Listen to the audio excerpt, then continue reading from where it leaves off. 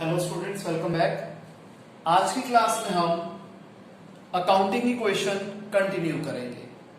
Last class में हमने accounting equation की बेसिक एंट्रीज कैसे बनती थी वैसे कर ली थी। आज की क्लास में हम कुछ क्वेश्चंस, कुछ इलस्ट्रेशंस की प्रैक्टिस करेंगे। तो सबसे पहले मैंने ली है इलस्ट्रेशन 3। इसमें फर्स्ट पॉइंट है, Rakesh started business with cash rupees 1,50,000। Rakesh ने 1,50,000 रुपीज लगा के बिजनेस की शुरुआत करी। इसमें आपको बता दूं, सबसे पहला कॉलम होता है सीरियल नंबर का, जिसको हम एंट्रीज के हिसाब से 1, 2, 3, 4 नेमिंग दे देते हैं। फिर आ जाते हैं पर्टिकुलर्स का कॉलम। इसमें मैंने लाइन डाल दी। इसमें बेसिकली जो स्टेटमेंट हमें पॉइंट्स में दी होती है उसी को हम कॉपी कर देते हैं। इसके बाद हर एसेट का अलग कॉलम बनता है। फिर ये मैंने डबल लाइन खींच दी, यानी कि लेफ्ट साइड पे एसेट्स हैं और राइट साइड पे कैपिटल प्लस लायबिलिटी। और आपको बताया था हर लायबिलिटी का भी अलग कॉलम बनेगा, हर एसेट का भी अलग कॉलम बनेगा। तो फर्स्ट पॉइंट में है, राकेश ने बिजनेस की शुरुआत करी 1,50,000 कैश लगा के। तो इसकी ट्रीटमेंट क्या हो जाएगी? कैश 1,50,000 से बढ़ जाएगा और कैपिटल भी 1,50,000 से बढ़ जाएगी। और आप हर स्टेप के बाद इवेल्युएट कर सकते हैं कि LHS is always equal to RHS। Point number 2, furniture purchase for cash 20,000। हमने 20,000 रुपए का फर्नीचर खरीदा कैश पे, तो हमारा कैश 20,000 से रिड्यूस हो गया और फर्नीचर हमारा 20,000 से इंक्रीज हो गया। और बाकी किसी भी जगह इसका कोई इफेक्ट नहीं है। जो खाली जगह है, चाहे तो आप वहां पर डैश डाल सकते हो, नहीं तो उसे आप ब्लैंक छोड़ दोगे तब भी कोई दिक्कत नहीं है। मैंने क्वेश्चन पहले ही पढ़ लिया था, इसलिए जो जो कॉलम्स बनने थे मैंने पहले ही बना दिए। Third point, purchase goods from Mahesh on credit 25,000। हमने महेश से 25,000 के गुड्स उधार पे खरीदे, तो हमारा स्टॉक 25,000 से बढ़ जाएगा। स्टॉक को हम गुड्स भी कह सकते हैं। और हमने उधार पे खरीदे हैं, नाम आया है तो उधार पे खरीदे हैं, तो हमारे क्रेडिटर्स भी 25,000 से इंक्रीज हो गए। अगेन आप देख रहे हैं कि लेफ्ट हैंड साइड पे भी प्लस 25,000, राइट हैंड साइड पे भी प्लस 25,000। इक्वेशन इक्वल चल रही है। सेकंड में हमने क्या देखा था कि लेफ्ट हैंड साइड पे माइनस 20,000 प्लस 20,000 दैट इज 0 और राइट हैंड साइड पे भी 0। तो हमेशा LHS और RHS इक्वल ही चलेगी।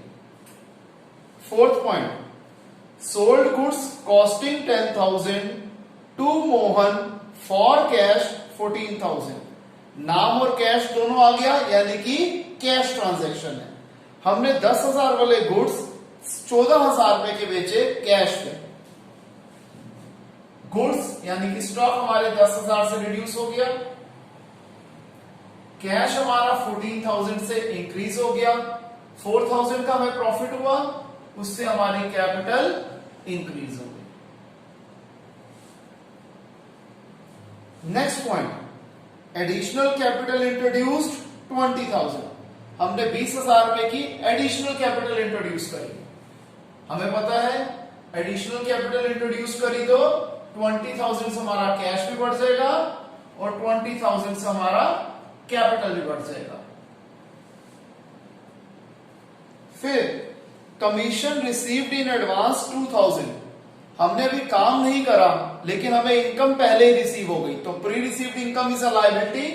तो प्री रिसीव्ड कमीशन नाम का लायबिलिटी में एक कॉलम बन गया, इसमें 2,000 का इंक्रीज आ गया और पैसा तो हमें मिल ही गया है, इसलिए कैश में भी 2,000 का इंक्रीज आ गया। Next, paid to a creditor Mahesh in full settlement 22,500।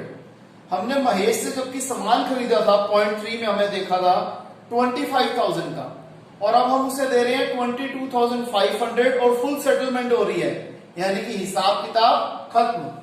हमारे क्रेडिटर 25,000 से रिड्यूस हो गए, जबकि हमारा कैश 22,500 से रिड्यूस हो गया।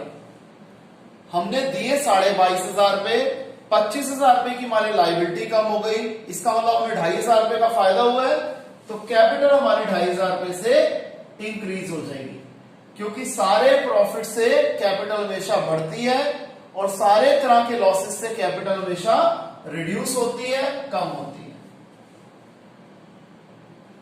नेक्स्ट, हमने 15,000 वाले गुड्स 18,000 रुपए के बेचे, जिनमें से 5,000 में कैश मिल गए। समझिए, 15,000 वाले गुड्स हमने बेचे 18,000 रुपए के, जिनमें से 5,000 में मिल गया कैश, तो बचा हुआ 13,000 क्या हुआ? उधार, यानी कि डेटर। 15,000 वाले गुड्स 18,000 के बेचे, तो यानी कि 3,000 क्या है हमारा? प्रॉफिट है। अब इसकी ट्रीटमेंट देखिए, 15,000 गुड्स की कॉस्ट थी, तो स्टॉक 15,000 रुपए से रिड्यूस हो गया, 3,000 रुपए प्रॉफिट है, कैपिटल 3,000 रुपए से इंक्रीज हो गई। और ये जो 18,000 थे, इनमें से 5,000 रुपए कैश मिल गया, कैश प्लस 5,000, और जो 13,000 उधार है डेटर का, डेटर में कर देंगे प्लस 13,000। अब आप देख लीजिए लेफ्ट हैंड साइड पे क्या हो रहा है, +5 +13 +18 -15, दैट इज +3,000, और राइट हैंड साइड पे भी +3,000। तो ये चीज बार बार बोलने की कोई वैसे जरूरत नहीं है, स्टिल पहला क्वेश्चन है, मैं आपको बार बार रिकॉल करवा रहा हूं कि हमेशा LHS और RHS का बैलेंस सेम रहेगा। कुछ स्कूल्स में कई बार हर एंट्री के बाद दोनों इक्वेशंस का या दो एंट्री का टोटल कर करके दिखाते रहते हैं, वो अप्रोच भी सही है, या फिर आप क्वेश्चन करने के बाद एंड में भी आप तो टोटल कर दो, बात एक ही है। जैसे आपके स्कूल में प्रेजेंट करवाएंगे, आप अपनी प्रेजेंटेशन वैसे ही रख सकते हैं। Depreciation on furniture provided eight 10%। Furniture कितने का था जी? 20,000 रुपए का, 20,000 का 10% 2,000 रुपए, तो 2,000 हमारे फर्नीचर की वैल्यू कम हो गई। अब फर्नीचर की वैल्यू कम हो गई, एसेट की वैल्यू कम हो गई, तो ये नॉन कैश एक्सपेंस है, तो इससे हमारा अगेन कैपिटल भी रिड्यूस हो जाएगा, क्योंकि एक्सपेंस बेशक कैश एक्सपेंस हो, बेशक नॉन कैश एक्सपेंस हो, बेशक आपका आउटस्टैंडिंग एक्सपेंस हो, तीनों ही केस में कैपिटल रिड्यूस हो जाती है। ध्यान रखना, प्रीपेड एक्सपेंस में कैपिटल रिड्यूस नहीं होती, क्योंकि वो हमारा एसेट है। एंड में हम कॉलम वाइज टोटल कर देते हैं, 150 में से 20 गया, 130, 144, 164, 166, 171, 151, 149, 148, 500, 20 minus 2, 18,000, 25 minus 25, 0, और यहां 13,000, 154, 174, 175, 177, 500, 0, 2,000। तो हम देख रहे हैं राइट हैंड साइड का टोटल है 179, 500, 148, 179, 500। लेफ्ट हैंड साइड का भी टोटल है 179, 500। तो हमारा पूरा क्वेश्चन एकदम परफेक्ट हुआ है, इसमें कोई गलती कोई कमी नहीं। अब इस क्वेश्चन में मांगा नहीं गया, लेकिन तब भी मैं आपको पहले ही बता देता हूं कि हाँ भाई, अकाउंटिंग इक्वेशन के बाद अगर बैलेंस शीट बनाने को बोला जाए तो वो कैसे बनती है। पहले तो हम ये पूरा क्वेश्चन कर लेंगे, ठीक है? आप पहले ये पूरा क्वेश्चन कर लीजिए, फिर मैं आपको बताता हूं कि इसकी बैलेंस शीट कैसे बनती है।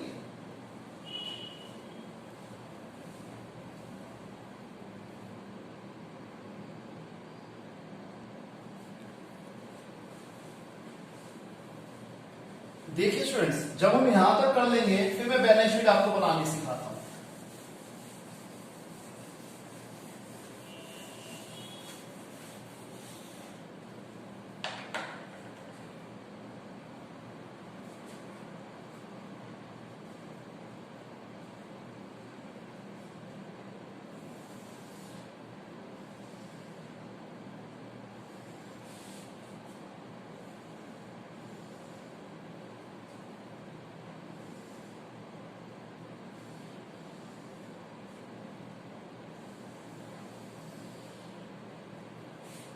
यहां हम लिखते हैं लाइबिलिटीज अमाउंट एसेट्स अमाउंट। ध्यान रखना लाइबिलिटीज में लाइबिलिटीज और कैपिटल सब आ जाता है। अब सबसे पहले कैपिटल जिसका टोटल है 177,500, कैपिटल 177,500। प्री रिसीव्ड कमीशन, क्योंकि क्रेडिटर तो जीरो हो गए इसलिए उसको अलग से उसका हेड दिखाने की भी कोई जरूरत नहीं है।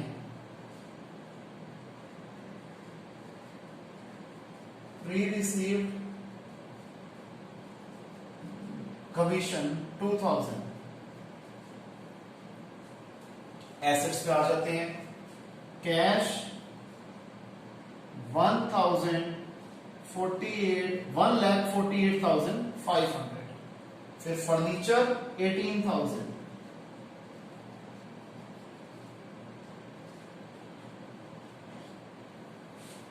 स्टॉक लिखने की कोई जरूरत नहीं है। फिर डेटर 13,000। ध्यान रखना जहां पर हम टोटल करेंगे उसकी सिमेट्री सेम होनी चाहिए, दोनों साइड्स सेम लाइन में वो आए। टोटल हमें पता है 1,79,500 है। और बैलेंस शीट के लिए भी जरूरी होता है कि दोनों साइड्स टैली करें।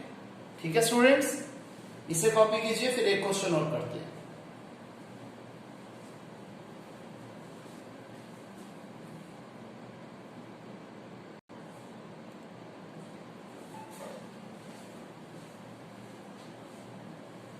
तो स्टूडेंट्स नेक्स्ट क्वेश्चन मैंने ले लिया, क्वेश्चन नंबर 15। ये कहता है डी महापात्रा ने बिजनेस की शुरुआत करी 50,000 कैश से, 1 लाख रुपीस का चेक, 60,000 के गुड्स, 1 लाख रुपीस की मशीनरी और 50,000 का फर्नीचर। ये जितने सारे एसेट्स हैं मैंने सबके कॉलम्स बना लिए। कैश में 50,000 प्लस, बैंक में 1 लाख प्लस, गुड्स यानी कि स्टॉक में 60,000 प्लस, मशीनरी में 1 लाख प्लस, फर्नीचर में 50,000 प्लस। टोटल क्या हो गया 150, 210, 310, 360। तो कैपिटल हमारी 3,60,000 से बढ़े। Second point, 1/3 of the above goods were sold at a profit of 10%। Goods कितने के थे 60,000 के, 60,000 का 1/3, 20,000 के जो गुड्स थे उसे 10% प्रॉफिट पे बेचा गया। प्रॉफिट क्या है 10% ऑफ 20,000 दैट इज 2,000। तो 20,000 वाले गुड्स 2,000 प्रॉफिट पे 22,000 पे बेचे गए, जिसमें वो क्या कह रहा है half the payment is received in cash. इसमें से आधे पैसे यानी कि 11,000 रुपए हमें कैश में मिल गए और बचे हुए 11,000 रुपए उधार यानी कि वो डेटर हो गया। जस्ट अ सेक, सॉरी मैंने थोड़ा वीडियो को कैमरे को जूम कर दिया था तो आपको दिख नहीं रहा होगा, अब आपको दिखेगा। मैं एक बार रिपीट करता हूं ये पॉइंट क्योंकि आपको दिखा नहीं होगा कि 60,000 के गुड्स हमें स्टार्टिंग में दे रखे हैं। कहते हैं इसके 1/3 गुड्स हमने बेचे, 1/3 ऑफ द अबव गुड्स यानी कि 60,000 का 1/3, 20,000 के गुड्स हमने 10% प्रॉफिट में बेचे। तो here P stands for profit. Profit क्या है 10% ऑफ 20,000 दैट इज ₹2,000। तो सेलिंग प्राइस क्या आ गया 20,000 प्लस 2,000 22,000। इसमें से आधे पैसे हमें कैश मिल गए यानी कि 11,000 कैश मिल गया और बचा हुआ 11,000 हमारा उधार हो गया। जब हमने 20,000 वाले गुड्स 22,000 के बेचे तो 2,000 हमारा प्रॉफिट है, तो कैपिटल हमारी 2,000 रुपए से बढ़ गई। स्टॉक हमारा 20,000 रुपए से कम हो गया, 11,000 रुपए से हमारा कैश बढ़ गया और 11,000 रुपए से हमारा डेटर बढ़ गया। क्लियर है स्टूडेंट्स? आइए नेक्स्ट पॉइंट देखते हैं। नेक्स्ट पॉइंट कहता है डेप्रिसिएशन लगाना है मशीनरी के ऊपर 10%। मशीनरी 1 लाख रुपीस की है, 1 लाख का 10% 10,000। 10,000 हमने मशीनरी की वैल्यू कम कर दी, 10,000 हमने कैपिटल की वैल्यू कम कर दी। आपको ये सारे पॉइंट्स जो मैंने बेसिक इंट्रोडक्शन वाली वीडियो थी उसमें कवर किए थे। स्टिल अगर किसी भी स्टूडेंट को कोई डाउट है तो हम लाइव क्लास में उसे कवर कर लेंगे। Cash withdrawn for personal use, that is drawings. 10,000 रुपए की ड्रॉइंग्स है, तो 10,000 रुपए हमने कैश को रिड्यूस कर दिया और 10,000 रुपए से हमने कैपिटल को भी रिड्यूस कर दिया। Next, interest on drawing 5%। 10,000 रुपए का 5%, 500 रुपीज। 500 रुपीज कैपिटल में ऐड भी हो जाएगा, 500 रुपीज कैपिटल में माइनस भी हो जाएगा। हमें ये इंटरेस्ट प्रोप्राइटर पे कर रहा है, तो प्रोप्राइटर की जेब से माइनस हो गए, लेकिन बिजनेस के प्रोस्पेक्टिव से ये इनकम है, इसलिए कैपिटल प्लस हो गए। और किसी भी जगह इसका कोई इफेक्ट नहीं है। हमने 10,000 रुपए का सामान गुप्ता जी को बेचा और उनसे उसके बदले में एक बिल रिसीवेबल ले लिया 3 महीने का, कुछ नहीं दे रखा, यानी कि हमने कॉस्ट टू कॉस्ट बेचा है सामान गुप्ता जी को, तो स्टॉक हमारा 10,000 रुपए से रिड्यूस हो गया और बिल रिसीवेबल हमारा 10,000 से इंक्रीज हो गया। फिर कहते हैं बिल रिसीवेबल की मैच्योरिटी पे हमें गुप्ता जी ने 10,000 रुपए दे दिए, तो हमारा कैश 10,000 रुपए से बढ़ जाएगा और हमारा बिल रिसीवेबल 10,000 रुपए से कम हो जाएगा और कोई इसका इफेक्ट नहीं। एंड में इसका टोटल कर देते हैं, 50, 61, ये 61,000 आ गया इसका टोटल, ये 1 लाख, ये 30,000, ये 90,000, ये 50,000, 11,000 और ये कुछ भी नहीं, 362, 342, 61, 161, 191, 281, 292, 342। तो एसेट का टोटल है हमारा 3,42,000 और कैपिटल का सिर्फ एक ही कॉलम था, लायबिलिटीज में एक भी नहीं थी, तो 342,000, 3,42,000 और 3,42,000 टोटल सेम है, यानी कि आंसर हमारा एकदम करेक्ट है। इसे कॉपी कीजिए।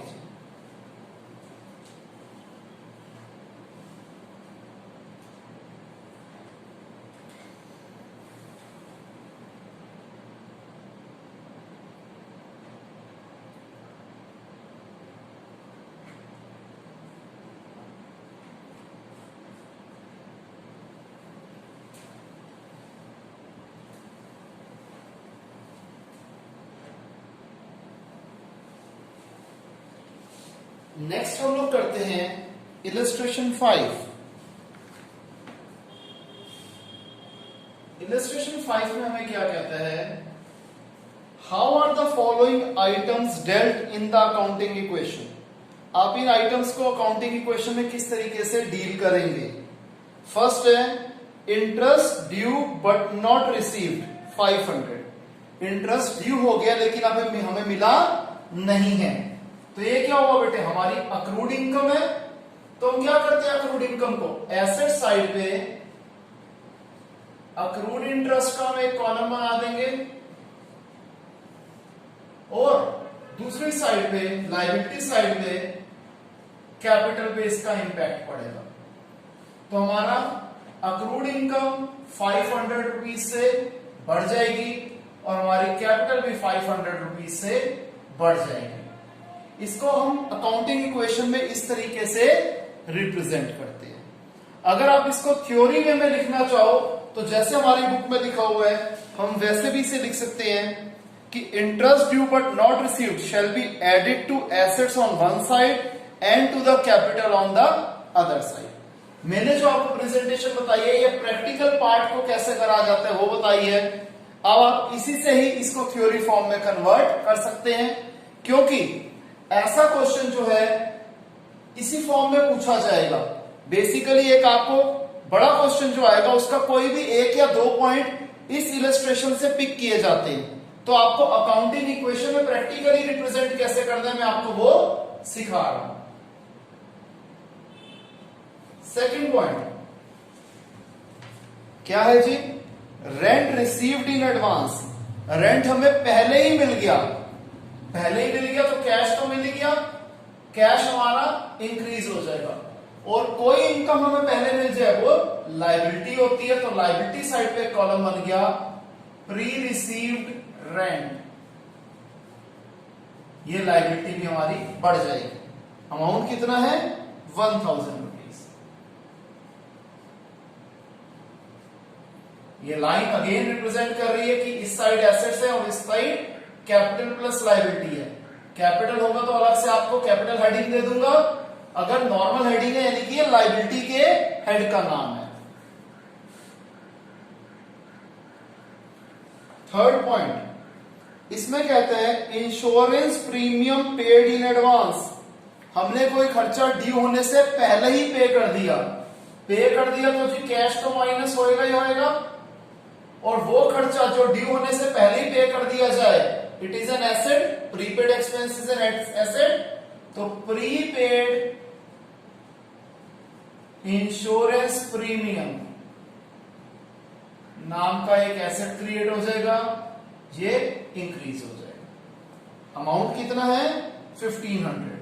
हमारा कैश 1500 से रिड्यूस हो गया और प्रीपेड इंश्योरेंस प्रीमियम नाम का एसेट 1500 से इंक्रीज हो गया।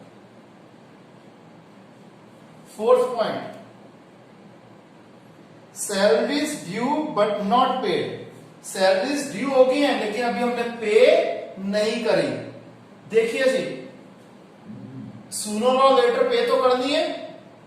आपको बोला था कि कोई भी एक्सपेंस हो अगर हमने पे नहीं भी करा, पे कर दिया तब भी कैपिटल रिड्यूस होगी, अगर पे नहीं करा आउटस्टैंडिंग है तो भी वो कैपिटल को हमेशा रिड्यूस करेगा, तो कैपिटल हमारी कम होगी। अब ये क्या है? लायबिलिटी क्रिएट हो गई, तो एक लायबिलिटी बन जाएगी किस नाम से? आउटस्टैंडिंग सैलरीज के नाम से। तो आउटस्टैंडिंग सैलरीज के नाम की ये लायबिलिटी हमारी इंक्रीज हो गई। अमाउंट कितना है? 2000 रुपए।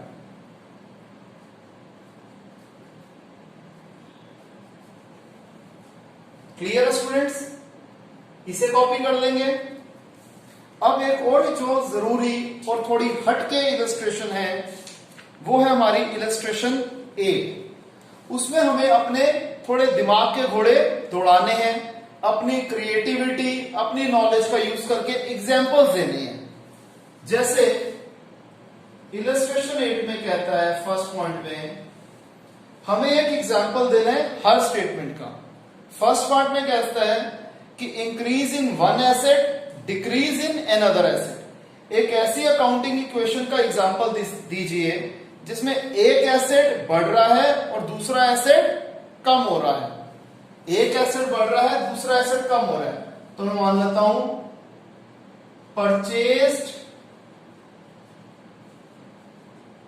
Furniture for cash ₹10,000। मैंने 10,000 रुपए का फर्नीचर खरीदा कैश पे, तो इसका इंपैक्ट क्या होगा? कैश 10,000 से रिड्यूस हो जाएगा और फर्नीचर हमारा 10,000 से इंक्रीज हो जाएगा। यानी कि क्या हो रहा है कि हमारा इस साइड तो कोई इंपैक्ट नहीं है। एक एसेट फर्नीचर नाम का एसेट बढ़ रहा है और कैश नाम का एसेट रिड्यूस हो रहा है। समझ गए? ये वाला साइन है इंक्रीज का, ये वाला साइन है डिक्रीज का। सेकंड पॉइंट, एक ऐसा एग्जांपल दीजिए increase in one asset increase in liability. अच्छा, यहां आपको एक चीज बताना चाहूंगा, मैंने एक पर्टिकुलर ये एग्जांपल लिया, ऐसे दर्जनों भर एग्जांपल आप दे सकते हैं। फर्स्ट पार्ट का ये भी एग्जांपल दे सकते थे कि हमने गुड्स खरीदे कैश पे, तो कैश कम हो गया और स्टॉक बढ़ गया। ऐसे बहुत सारे एग्जांपल्स बन सकते हैं। तो सेकंड पार्ट में कहते हैं कि एक एसेट बढ़ रहा है और लाइबिलिटी भी बढ़ रही है। तो मैं मान लेता हूं परचेस्ड गुड्स ऑन क्रेडिट ₹2000। तो स्टॉक हमारा 2000 से बढ़ जाएगा, इंक्रीज हो रहा है, और क्रेडिटर्स ये भी हमारे 2000 से इंक्रीज हो जाएंगे। तो हम क्या देख रहे हैं, एक एसेट बढ़ रहा है और एक लायबिलिटी बढ़ रही है। क्लियर? थर्ड पॉइंट,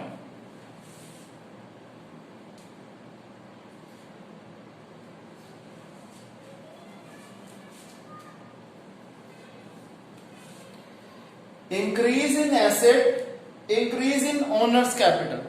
एसेट भी बढ़ जाए और कैपिटल भी बढ़ जाए। बहुत सारे एग्जांपल्स हैं। रेंट रिसीव्ड ₹500, इससे क्या होगा, हमारा कैश नाम का एसेट भी ₹500 से इंक्रीज हो गया, प्लस हो गया, इंक्रीज हो गया। दूसरा, हमारी कैपिटल जो है वो भी ₹500 से इंक्रीज हो गया। तो हमारा एग्जांपल प्रूफ हो गया कि एसेट भी बढ़ गया और कैपिटल भी बढ़ गया। फिर decrease in asset, decrease in liability. Asset भी कम हो जाए और लायबिलिटी भी कम हो जाए। एक ऐसा एग्जांपल दीजिए कि एसेट भी कम हो जाए, लायबिलिटी भी कम हो जाए। तो हम लिख सकते हैं पेमेंट मेड टू क्रेडिटर्स ₹2000। हमने 2000 रुपए की क्रेडिटर्स की पेमेंट कर दी, तो हमारा कैश 2000 से डिक्रीज हो गया, और हमारी लायबिलिटी साइड पे क्रेडिटर्स जो थे वो भी 2000 से डिक्रीज हो गया। तो हमारा कैश भी कम हो गया और लायबिलिटी भी कम हो गया, यानी कि एसेट भी कम हो गया और लायबिलिटी भी कम हो गया। फिफ्थ, एसेट भी कम हो जाए और ओनर की कैपिटल भी कम हो जाए। एसेट भी कम हो जाए और कैपिटल भी कम हो जाए। ये हो जाएगा रेंट पेड, कोई भी हम एक्सपेंस ले सकते हैं। रेंट पेड ₹1000, तो कैश जो कि हमारा एसेट है ये ₹1000 से कम हो गया, और हमारी कैपिटल ये भी ₹1000 से कम हो गया। क्लियर? सिक्स्थ पॉइंट, लायबिलिटी कम हो जाए और कैपिटल बढ़ जाए। लायबिलिटी कम हो जाए और कैपिटल बढ़ जाए। ऐसा कैसा एग्जांपल हो सकता है कि जिसमें लायबिलिटी तो हमारी कम हो रही है लेकिन हमारी कैपिटल बढ़ रही है। इसको हम लिख सकते हैं कन्वर्जन ऑफ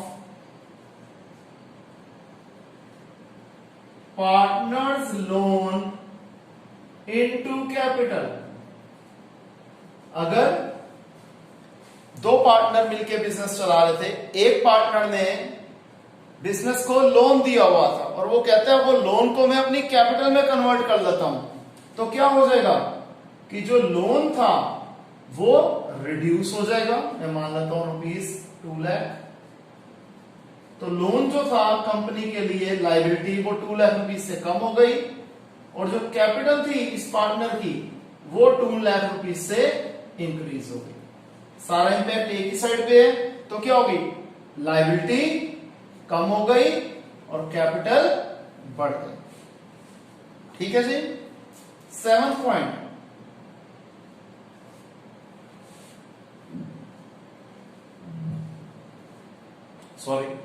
फिर increase in one liability, decrease in another liability. एक लायबिलिटी बढ़ जाए, दूसरी लायबिलिटी कम हो जाए। इसका हम एग्जांपल क्या दे सकते हैं, bills payable accepted by creditors ₹5000। हमने अपने क्रेडिटर्स को 5000 रुपए के बिल पेएबल पकड़ा दिए, तो क्या होगा, इसका इंपैक्ट ये होगा कि हमारी बिल्स पेएबल नाम की लायबिलिटी 5000 रुपीज से बढ़ गई और हमारे क्रेडिटर्स ये 5,000 रुपीज से कम हो गए। इंपैक्ट पूरा एक ही साइड पे है, लायबिलिटी वाली साइड पे, कि एक लायबिलिटी कम हो रही है, दूसरी लायबिलिटी बढ़ रही है। लास्ट पॉइंट इस क्वेश्चन का वो है increase in liability decrease in owners capital, कि लायबिलिटी तो बढ़ जाए लेकिन कैपिटल रिड्यूस हो जाए। तो ये क्या हो जाएगा, लायबिलिटी बढ़ जाए और कैपिटल रिड्यूस हो जाए, तो हम क्या देंगे, आउटस्टैंडिंग रेंट ₹500। तो आउटस्टैंडिंग रेंट नाम की लायबिलिटी 500 रुपीज से बढ़ गई और कैपिटल जो है वो हमारी 500 रुपीज से कम हो गई। अगेन जो हमें मांगा गया था कि लायबिलिटी बढ़ जाए और कैपिटल कम हो जाए। क्लियर है स्टूडेंट्स, इसे कॉपी कीजिए।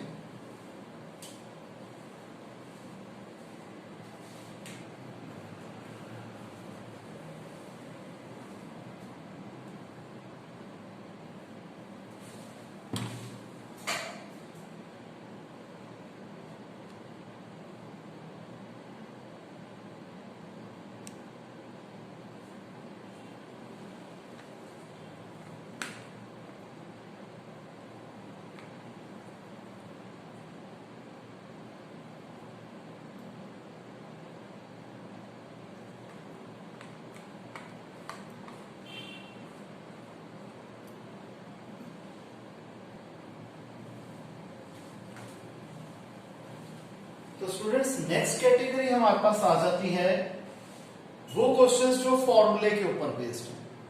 फॉर्मूला हमें यहां एक ही था, assets is equal to capital plus liability.